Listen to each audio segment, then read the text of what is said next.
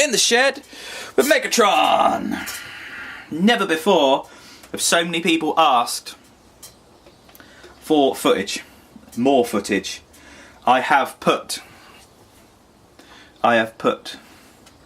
gunmetal, 4 blobs, Titan gold, which is kind of like a titanium colour, 2 blobs, sorry, and what I've been left with is kind of an oyster colour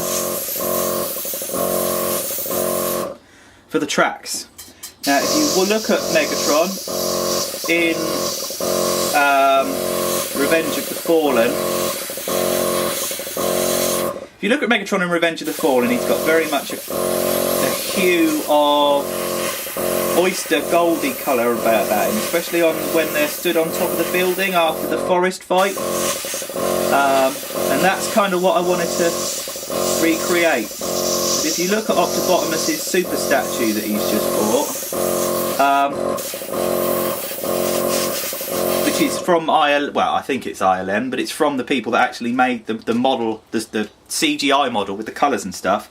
The tracks are just as silver as he is. So what I'm going to do is I think I'm going to put a dark base over the tracks and then build it up slowly with loads of dry brushing and ink washes and just do it that way. I think that's going to look an awful lot nicer. You see how free that's going on, look? It's very, very thin at the moment because I want it to dry really flat because of the metal. When you get little metal speckles, you do get fairly textured paint, and I don't really want that for the moment, so I've got quite a high paint to thinner ratio.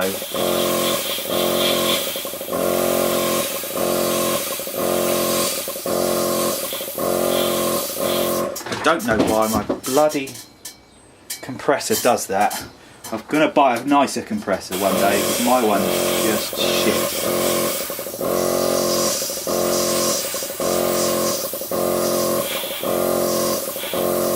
Like that.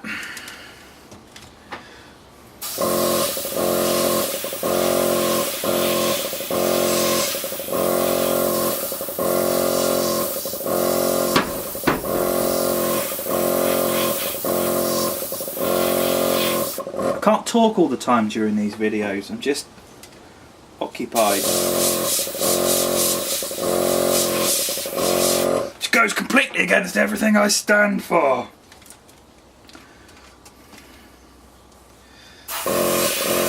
The reason I remembered how many blobs of each paint colour I use as well, at some point you're going to need some more. So if you do 2 blobs of black and 4 blobs of gunmetal and 2 blobs of General Blod from Superman. If you remember how many blobs you get out of the paint pots, it's going to be within sort of 10% the same sort of colour. And as long as you're doing a coverage of it as opposed to a very specific area, I don't think it's really going to be a problem. It seems to still work. So that's it. All the tank tracky stuff's done. So then we're going to turn him on his side and just freehand paint in all of that gold colour.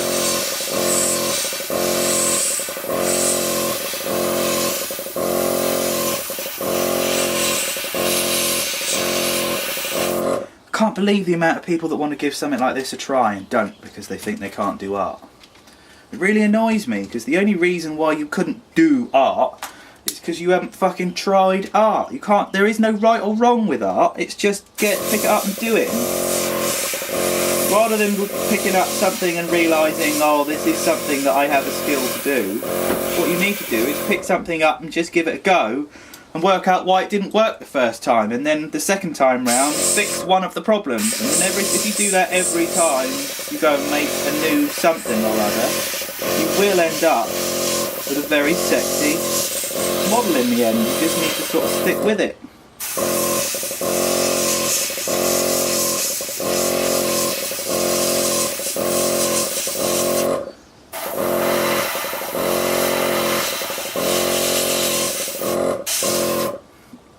Oh, for a canoe compressor. Now that is pretty sort of, If you think of the scene that I'm speaking of, that's my favourite, not my favourite scene, but that's where I think Megatron looks at his best, is on top of that building after the forest fight. If you think about the colours that they use on the digital to make his tracks and his legs and all that sort of stuff, I reckon that this is pretty damn close. Excuse me while I just toot my trumpet. I'm going to turn you off now because this is boring, and then I'm going to just do a video build of this, so I'm probably just going to wait till there's enough footage to do dirty editing later on. Bye. Smuzzy in the Shed part 2 today. 4 drops of Titan Gold, 4 drops of gunmetal, not flat aluminium, 1, maybe 2 drops semi-gloss black. I don't know why semi-gloss black, there's something about the way it flows that's just lovely. Lovely! And as ever, as I said in a video that I wasted time on this morning, X28 thinner. Whatever you use, whatever paint you use, if you use Vallejo paint, use Vallejo thinner. If you use Tamiya paint, use Tamiya thinner. Always use the thinner that's designed to go on. Always use the thinner that's designed to go with your paint. Always. It just works better every time. Just every fucking time. It's like at work we use Dulux once all the time, and I tell Dad off because it's too thick. It's great if you're painting one windowsill in your own home at home, but if you're doing commercial level stuff you need to get it on and done, and when it's thinned down properly it's all self-leveling and beautiful. So my dirty little concoction is go. It's splatting fucking paint at me everywhere like a bastard. I've got 1 block left of battery, so we're going to get 1 leg done quickly and I'm going to turn it off. So there's 2 blobs of black in here. Always check on there, yeah. Now we're just going a bit darker.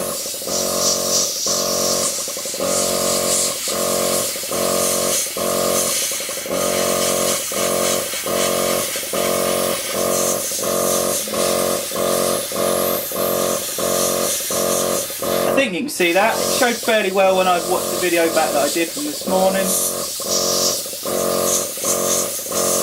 There. Virtually hardly any paint left. I'm not flooding it on at all. I'm really super sparing with the paint, because the base coat that I've already got is enough to give it the shine, the sheen. Now the advantage of doing it like this is A, it's a shitload more fun when you're painting, because masking stuff up while it's necessary and can be a turn on its own. If I'm doing Star Trek Aztecs and stuff like that, yeah, that's great. But in this situation, the whole point of this project is to get fucking paint on a plastic model, and that's all it is, and that's what I'm doing. So it's about having fun. About having fun. And you see that? What still works? Love that shit. So yeah, looking good.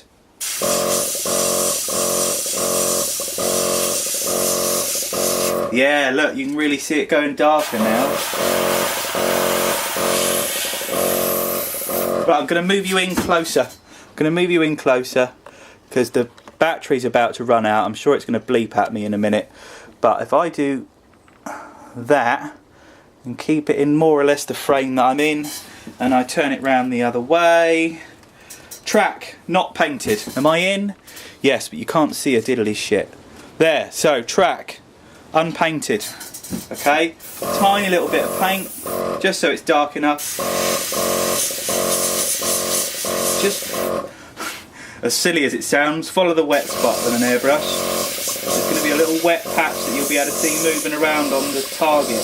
And if you can barely see the wet patch, you're absolutely doing it right. Because the point with an airbrush is if you're leaving the model, the subject, let's call it the subject and be professional.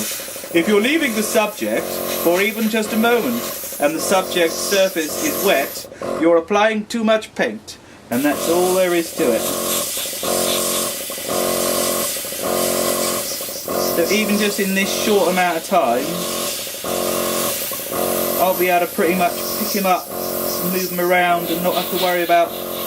I mean, you've got to be conscious, but at the same time you don't have to be particularly worried about leaving fingerprints on the kit and that sort of stuff. You just get on with it. There, now that's got a bit of... It's the same but different. Does that make sense?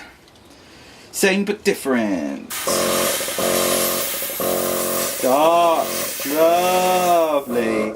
It doesn't matter if it blends into all the other stuff on his leg, because all the other stuff on his leg is going to be dry brushed as well, so you can sort of attack it all. Oh, you know what I mean. Smuzzy out! Big up! Right, we're going to do an experiment. Can you see this lovely big panel here? I'm going to turn it a little bit. I wish I could see what I was doing. And yes, so this panel here, let's try and get that in the middle of the shot. And I'm going to zoom in a little bit more so I can just get my hands in the way. Hey! Right, there. As someone pointed out earlier today, Megatron isn't that clean, and once he's reformatted, he's been at the bottom of the sea for a while. It's not really the look that I'm going for. However, the look that I'm going for is a very tonal metallic finish. So, I did all of the black earlier, and you can still see little bits of the black underneath. But what I'm going to do now is just get my best tiny little spray, like that, and just with hardly any paint, I'm going to go back. So this is gunmetal, and I'm just going gunmetal ever so gently over the edges of all of those panels, so as to barely actually make any paint. But if you put a darker edging over... Sorry, I'm concentrating. If you put a darker edging with a silver in the middle, then it doesn't really look quite right, but it looks a lot better, because you can see on this piece here now it looks like all the stuff that's been rubbing up against the edge of that and fighting in the forest and getting smushed by Optimus and all that sort of stuff. You would pick up dirt on the edges rather than the centre, and then what you do afterwards is dry brush with a real badass heavy coat of chrome silver. So then you get a really big distinction between the very edge of the panel and then the flat piece.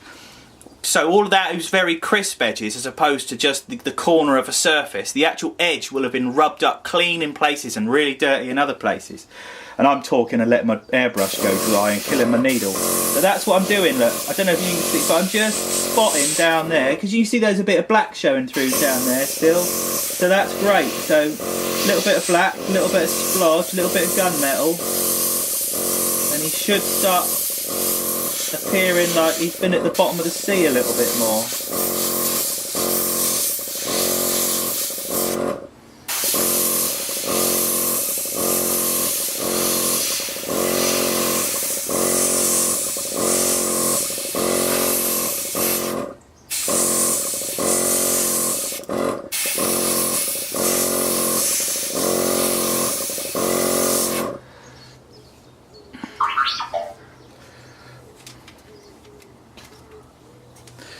I'm turning it off now, sorry. I forgot that you were there. That's what I'm doing. Battery's gonna go. See you later.